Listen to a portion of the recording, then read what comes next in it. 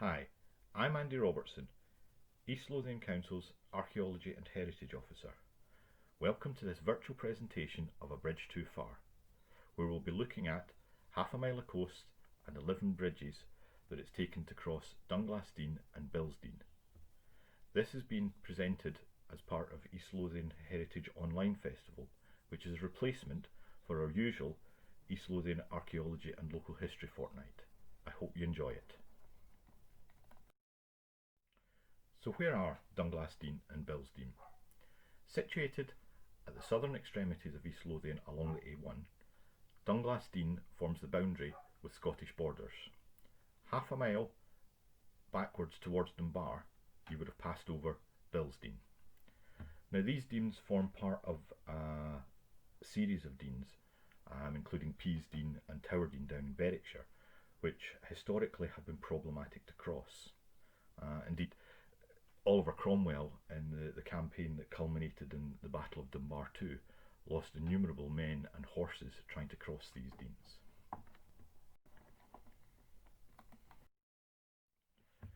Now, before we start, I should point out that we're not going to look at the bridges in chronological order. We're going to cover them, how we come across them geographically, as if we were walking the route. The first bridge that we would come to is Dunglass New Bridge. It's just opposite the entrance to Dunglass Estate, on the road as you would go up to Dunglass Collegiate Church. It was designed and built by George Byrne in 1797 on behalf of the Halls of Dunglass, and was part of a wider realignment of the road. The old post road, which you'll see later on, lies to the north of this. And the Hall family, being wealthy and quite influential, didn't want to have to travel so far to get their post, so pumped inordinate amounts of money into building this bridge and another couple, of which we'll see later on. As you can see, the bridge is quite a romantic looking bridge. It's a single arch across what's quite a deep dean. As we carry on down the track, the next bridge that we come to is Dunglass Railway Viaduct. Now, it was originally built in 1844 to 46 as part of the North British Railway. It's now part of the East Coast Main Line, and it's still in use. It was built by Granger and Miller, and the columns were supposedly there to give it an Egyptian feel. Now, I spent quite a lot of time looking at this, trying to get this Egyptian feel. Because if you say Egyptian to an archaeologist, I ain't thinking of railway bridges, put it that way. But anyway, it was the columns are supposedly to give an Oriental or Egyptian feel. And some of you may remember that the bridge was strengthened and repaired 2018-2019. You'll have seen the works ongoing. In the background of the first slide, the bridge that you see, that's Dunglass New Bridge that we just talked about, and it just shows how close the bridges are at this point. Now, at this point we come off the tarmac road and onto what's called the John Muir Link. So just again, literally to the north of the railway viaduct is the old A1 bridge, and this was the bridge that carried the A1 road up until the 90s, with the opening of the current A1. Now this bridge was built in 1932, and as you can see, it's a very pretty looking bridge, as bridges go. Now there was a lot of structural problems identified in 1987, and it was condemned, and they thought about demolishing it. Thankfully for us, for this story, they didn't. But when you pass underneath, you can see some of the structural cracks and some of the rebars poking through. And at the moment, there's foot traffic can go over it, but there's nothing else. Immediately adjacent to the old A1 bridge is the current A1 bridge, and many of you will have driven across this. There's not much to say archaeologically or historically yet, It's a fairly standard steel box frame with reinforced concrete. What it does illustrate though is the depth of the Dean at this point. If you just look at the drop of these columns to support it, it's a fantastically steep-sided Dean here, and you can see why it's always been a problem to cross it. Now, the bridge itself, I suppose I should note, just for continuity, it was opened in 1992 and is still being used. Below it, somewhere between this bridge and the old A1 bridge, was supposedly the remains of a 16th century work mill and a colony of weavers. Now, you can't see, and I've never ever been able to see, any remains surviving of these structures. However, I've never been down into the Dean. Even I'm not so foolhardy as to try and scramble down here.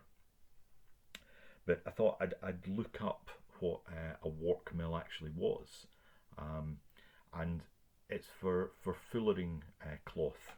So it's a water-powered mill that turned a wheel which smoothed out and evened out a piece of cloth. Now, interesting fact for today, there's always got to be an interesting fact. The cloth was stretched over a frame for wooden bars to rub against, and how it was attached to this frame was by tender hooks. So that's where the expression "to be suspended on tender hooks" comes from. It's something that's held quite tightly in suspension. So there we go.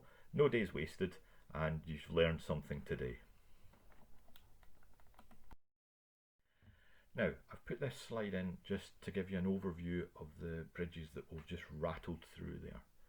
So starting from the right hand side as you look at it is Dunglass New Bridge, and you can see the lodge house entrance to Dunglass Estate. Then you've got the railway bridge, then you've got the old A1 bridge, and you can see that doesn't go anywhere anymore. It's literally just there. And then you've got the current A1 bridge. And how we're travelling down the Dean is in the trees disappearing off the left hand side. We'll be taking our tour down there.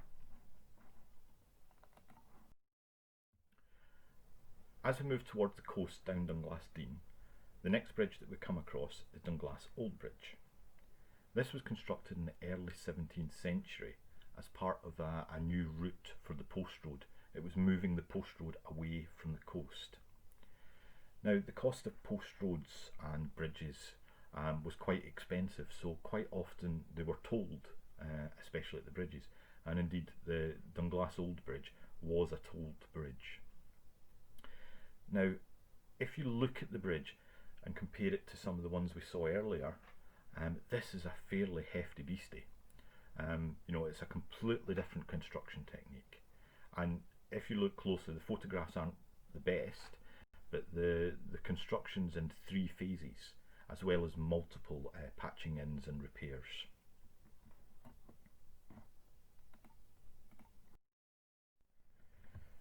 Now, we've finished looking at the bridges along Dunglastin, but how did you get from Dunglastin to Bilstein? Obviously, there's the railway and the 2 roads that we've looked at and the 2 iterations of the A1. But before that, as I mentioned in the previous slide, there was a couple of old post roads. Now, the post-17th century post road, which joins up to Dunglass Old Bridge, can be seen in the map. That's a 1799 forest map, and it is marked as an old toll. You can also see it in the aerial photograph as the line that runs across the middle of the field. Interestingly, and we'll come on to this a little bit later, the earlier post roads are also marked. So on the map you can see the dotted line along the coast marks the line of the old post road. And if you look at the aerial photograph, you can just about make out the little ledge running above the coast. It's all overgrown, and that's the line of the old post road, which can just still about be seen.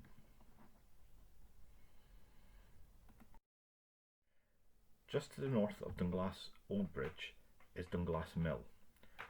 Now Dunglass Mill is one of three, we think, mills that were up Dunglass Dean. I've already mentioned the Wark Mill, which is up at the A1 bridges. There's also a meal mill, which we don't really know the location of, that's been mentioned in a number of texts. But Dunglass Mill was a grain mill, a water-powered grain mill. It's at least 17th century old, and looking at the building, my suspicion is that it's possibly a little bit earlier. It was converted to generate electricity in 1953, which is quite an interesting innovation, and harks back to what is being looked at now for renewable energy. But in the 1970s it was converted into a house and is still a private dwelling house, and the pond itself was partially reinstated. On the map we can see, which is the 1745 General Roy's map, you can see Dunglass Mill is marked. The cottage which you can see the chimneys of in the photograph is Burnfoot Cottage, and it's 18th century or thereabouts, we think, and it was, at least at times, the residence of the extended family of the miller that worked at Dunglass Mill. Now we're carrying on down Dunglass Dean to reach the beach, and as you can see, Dunglass Dean itself is a fantastic walk. It almost feels primordial as you walk down it. It's got rock cut terrace path, which leads you down to Gutcher's Hole at the beach. Now Gutcher's Hole is an early landing place for the boats to get drawn up, and was what we think was part of the first formal route across the beach, across the Dean, sorry. The path on the east side led down to Gutcher's Hole, and you would ford the stream on the beach and go back up onto the post road. Now Gutcher's Hole, I love old names like this, and I had a look what Gutcher's actually means. Now I found two meanings for it. One is the father of my father or mother, so grandfather. The other one, well, let's say I'm just going to let you look that one up yourself, because I'm not going to explain what it is in a public forum. My sneaking suspicion is that it is the latter of those two explanations, knowing how earthy naming places can be.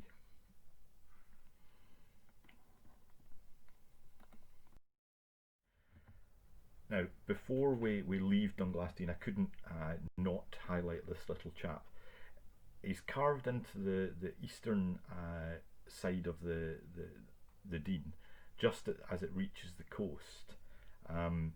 We have no real idea of who carved it, what date it is, or anything like that. There's even, when I take physical tours around here, I generally ask people if they can see it, what animal it is, and I get fantastic amount of responses. I mean, my own personal opinion is it looks like a crocodile or a snake or something like that, but just virtually I'm going to say one of the things you can take away is, you know, what type of animal is this, and why have we got a carving of it at the bottom of Dunglass Dean.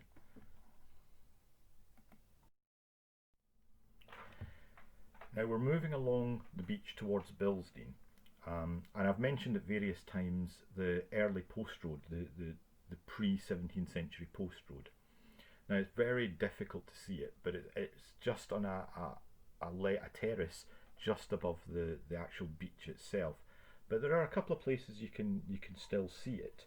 You can see the path on top of, this is at the bottom of Bilsdean on the left hand side as you look at it photograph, and on the right hand side you can see the ledge. It's all overgrown by sea buckthorn and gorse, so we can't really walk down it, but this is the earliest route, literally just above the beach. It would have been very, very exposed, and you can see why they wanted to move the post road inland a little bit.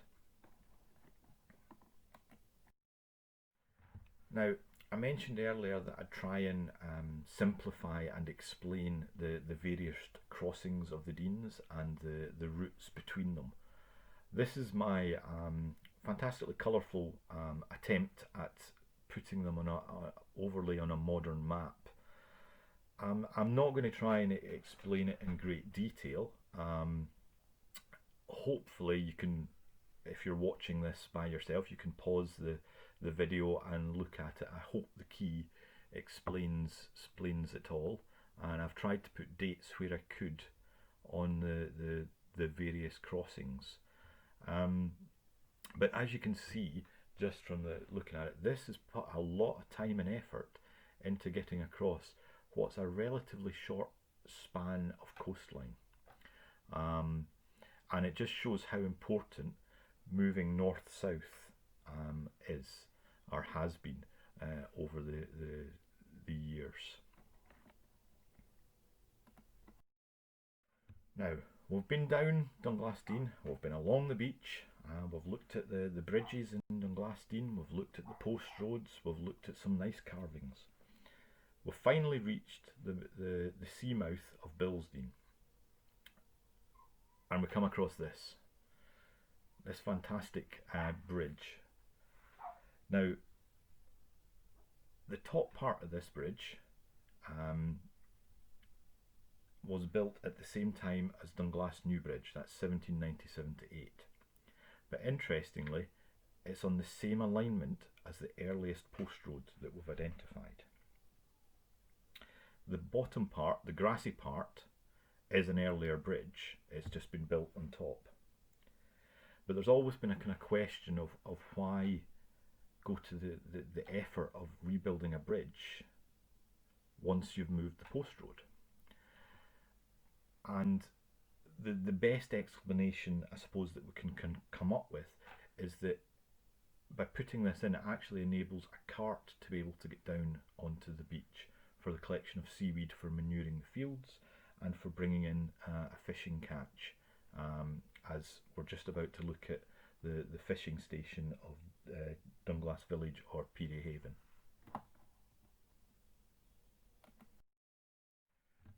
As we move southward up Bilstein itself, we pass the location where an old footbridge known as Prince Charlie's Bridge was.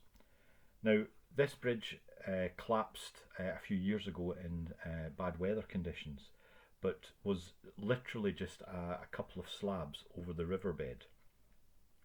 We don't know much about it, and we don't particularly know its date, but it was on the rough location of the original post road that ran along the seafront. Now, the Dean itself is very overgrown, and even more so than Dunglass Dean, feels very primordial. There's a fantastic waterfall partway up, known as the Lynn, and when it's in full flow, it's a very loud waterfall. The river itself, again, is a very audible river, and shows signs that it has been altered by humans to create this burbly brook effect, which isn't really that surprising, given that although it was part of a settlement, it was also part of the Dunglass designed landscape.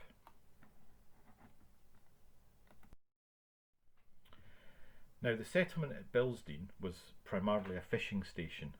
It was also known as Piers Haven. There were quite a few boats going out of there, and Coburn's Path Village had fishing rights from the station.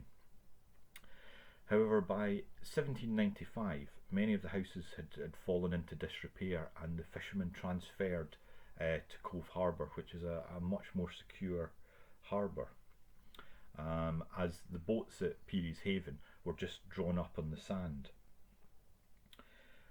What was caught out of Piers Haven seems to have been whitefish, crabs and lobsters, and the lobsters were kept alive in rock pools that were covered with iron grates. I did try and have a look to see if I could see anything surviving of that, but there was nothing obvious on the coastline. Bilstein also had a school attached to the village. It was a private school, and in 1853-54 the OS namebook for East Lothian recorded an average attendance of about 55, with the master being paid £5 a year by Dunglass Estate. However, out of that he had to pay his rent for the schoolhouse and his own house.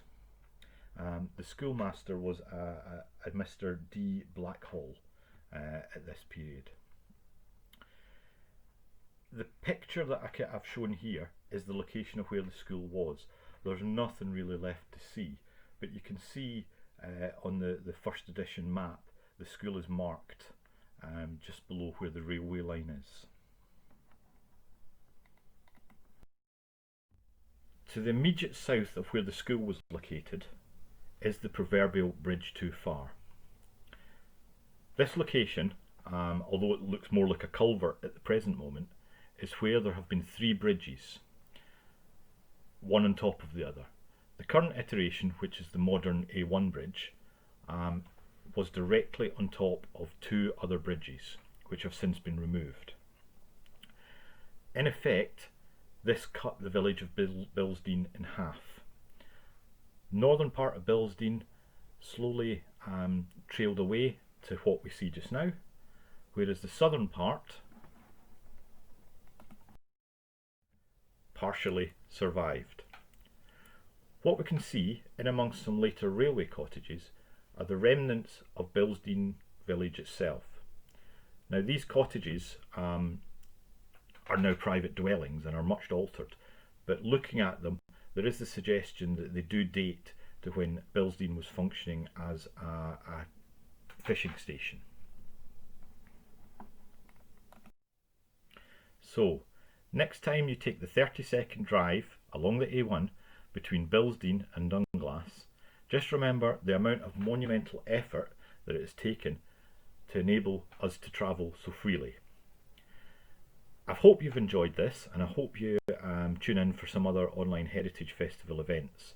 But in the meantime, I'll leave you as we exit on the A1 past Bilstein itself. Thank you very much.